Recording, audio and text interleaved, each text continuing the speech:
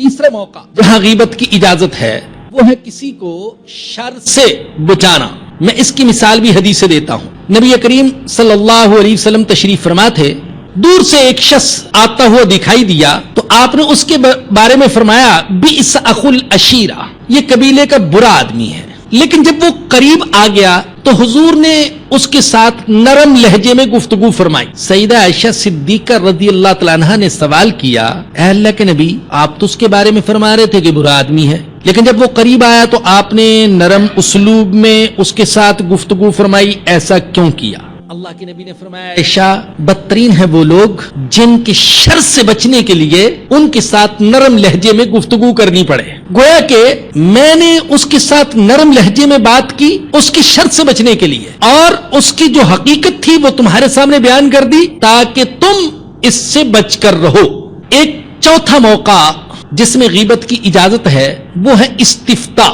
استفتاء کا مطلب کیا ہے؟ مفتی سے فتویٰ پوچھنا. ہم مفتی سے کوئی فتویٰ پوچھنے کے لیے جائیں تو ہمیں پوری صورتحال بیان کرنی پڑے گی. اس میں یہ بھی ہو سکتا ہے کہ کسی کی برائی ہے وہ بھی بیان کرنی پڑے، اس لیے کہ فتویٰ پوچھنے والے کے لیے یہ ضروری ہوتا ہے کہ وہ پوری صورتحال مفتی کے سامنے رکھ دے تاکہ اس کے لیے فتویٰ دینا اور جواب دینا آسان ہو جائے. یہ چند مواقع ایسے ہیں جن میں غیبت کی اجازت ہے، لیکن میں یہ عرض کروں گا کہ ہمارا نفس بڑا ہوشیار ہے اور بڑا تعویل کرنے والا ہے. ممکن ہے کہ موقع تو ایسا ہے کہ غیبت کرنا اس موقع پر حرام ہے، لیکن ہمارا نفس کسی نہ کسی طریقے سے تعویل کر لیتا ہے کہ میرا مقصد برائی بیان کرنا نہیں ہے، بلکہ میرا مقصد تو کسی کو شر سے بچانا ہے اور میرا مقصد تو مشورہ دینا ہے. تو نفس کسی نہ کسی انداز میں تعویل کر سکتا ہے. اس لیے بڑی ہوشیاری کی ضرورت ہے، سمجھداری کی ضرورت ہے کہ کیا واقعی اس موقع پر غیبت کی اجازت ہے یا کہ نہیں. بہرحال فرمایا کہ بلا یغتب بعضکم بعضا، اور تم میں سے کوئی کسی کی غیبت نہ کرے. ایحب احدکم ان یاکل لحم اخیہ میتا فکرہتموہ، کیا تم میں سے کوئی پسند کرتا ہے کہ اپنے مردہ بھائی کا گوشت کھائے؟ تمہیں اس سے گھن آئے گی. تو اگر تم مردہ بھائی کا گوشت کھانا پسند نہیں کرتے تو پیٹھ پیچھے اس کی برائی بیان کرنا بھی پسند نہ کرو. یہ بھی ناقابل برداشت جرم ہے. اگر آپ غور فرمائیں تو آج شاید ہی ہماری کوئی مجلس ایسی ہو جو غیبت اور چغلی سے خالی ہو.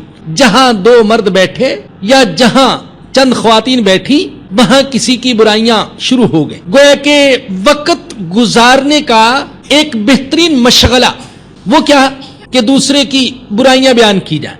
لیکن جس کی نظر ہو قرآن پر اور حدیث پر، اور قرآن اور حدیث میں غیبت پر بیان کی گئی وعیدوں پر، اس کے لیے غیبت سے بچنا آسان ہو جائے گا. اور اللہ نے یہاں آخر میں فرمایا واتقوا اللہ، اللہ سے ڈرو.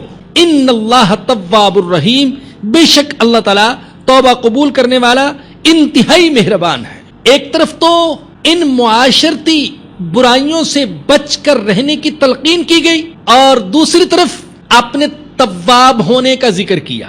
میں توبہ قبول کرنے والا ہوں، میں رحم کرنے والا ہوں. اگر تم اس سے پہلے ان برائیوں میں، ان گناہوں میں، ان جرائم میں مبتلا رہے ہو تو توبہ کر لو، میں توبہ قبول کر لوں گا اور تمہیں معاف کر دوں گا. مگر یہ بات یاد رکھیں کہ حقوق العباد کا مسئلہ بڑا نازک ہے. یہاں توبہ یوں نہیں ہوگی کہ تنہائی میں بیٹھ کر کہتے ہیں اے اللہ میں بدگمانی کرتا رہا ہوں، میں جاسوسیاں کرتا رہا، میں دوسروں کے عیوب تلاش کرتا رہا، میں تاک جھانک کرتا رہا، اور میں غیبت اور چغلی کرتا رہا، میں بہتان تراشی کرتا رہا، اے اللہ تو مجھے معاف کر دے. بس صرف اللہ سے توبہ کرنے سے، معافی مانگنے سے یہ گناہ معاف نہیں ہوں گے جب تک کہ اس متاثرہ شخص سے بھی معاف نہ کروائے جس کی غیبت اور چغلی کرتا رہا اور جس کی عزت و آبرو سے یہ کھیلتا رہا. حقوق العباد میں یہ ضروری ہوتا ہے. اگر بالفرض ایسی کوئی صورت ممکن نہ ہو کہ ہم اس سے معافی تلافی کر سکیں جس کی برائیاں ہم کرتے رہے، تو پھر اس کی ایک صورت یہ ہے کہ ہم اس کے لیے ایصال ثواب کیا کریں، اس کی مغفرت کی دعا کیا کریں، اس کے حق میں دعا کیا کریں. اس کے حق میں دعا کرنے سے اور اس کے لیے ایصال ثواب کرنے سے ممکن ہے کہ اللہ پاک ہماری اس غلطی کو معاف کر دے. سوشل میڈیا پر سب سے قدیم اور سب سے ریلائبل برانڈ درسقرآن.com